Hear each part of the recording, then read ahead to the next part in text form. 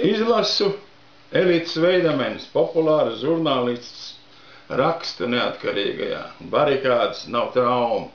Un viņi tur apsūdz, faktiski izvirza apsūdzību kaut kādiem mistiskiem varnešiem, ka viņi saindē ar meliem un puspatiesībām par barikādēm tautu. Jā, bet ko tad dara viņa pati?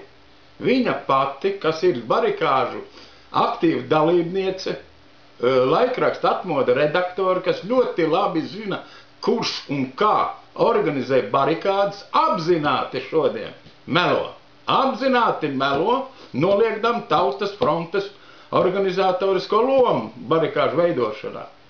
Jo augstākās padomes deputāti atjēdzās, ka tauta ir gatava aizstāvēt savu valdību tikai svētdienas rītā, kad Rīgā jau ieradās pie attiecīgiem objektiem smagā lauku tehnika, ceļu tehnika, kravas automašīnas, un tad viņi sāka domāt, ka nu ir kaut kas jādara, kaut kas jāorganizē.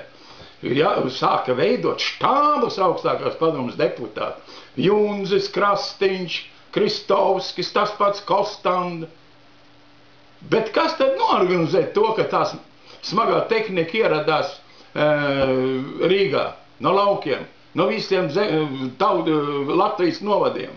Kas, ja ne Tautas fronte, par ko lēmumu aizsargāt objekts ar tehniku kopā ar latviešu cilvēkiem, nolēma 11. janvāra vakarā pie Godmaņa apsardzes priekšnieka Bunkas kabinetā Ciela Vilze, Romualds Ražuks, Juris Strītnieks un arī es tajā kompānijā. Bet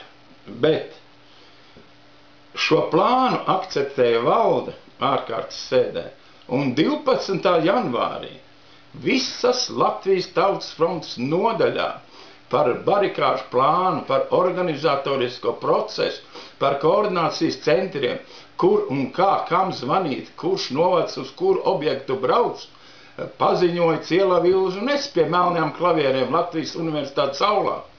To zina visa Latvija, Veidemanis kundze, tas taču ir zināms visai Latvijai. Kā jūs variet rakstīt tādas nepatiesības par Kostandu un tā tālāk? Kas tās pa muļķībām?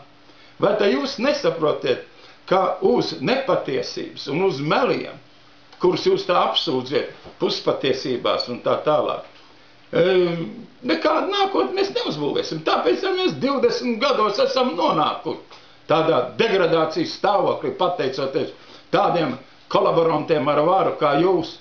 Nedrīkst tā dzīvot, tā nedrīkst dzīvot. Un ka mēs esam dzīvi, mēs neļausim jums melot. Vienkārši neļausim, mēs paudīsim patiesību, kā tas bija. Un to darīja visa tauta, tautas pašaizliedzība. Un tas, ka tauta ticēja Tautas frontei, ne jau augstākai padomai, bet Tautas frontei ticēja. Augstākā padome, kā apordeņotas mūmijas, kā manekeni staigā tagad riņķī apkārt. Dainis Ivāns raidījumā Sastarguma stunda aizmirst, ka viņš ir bijis ārzemēs un nevarēja koordinēt barikādas, kā tur viens apordeņots ar cilvēčiņš saka, ka Dainis Ivāns komandē. Tautas frontes priekšsēdētājs bija Romualds Ražuks, un to nu ir jāatcerās, lai kādam patikt vai nepatikt.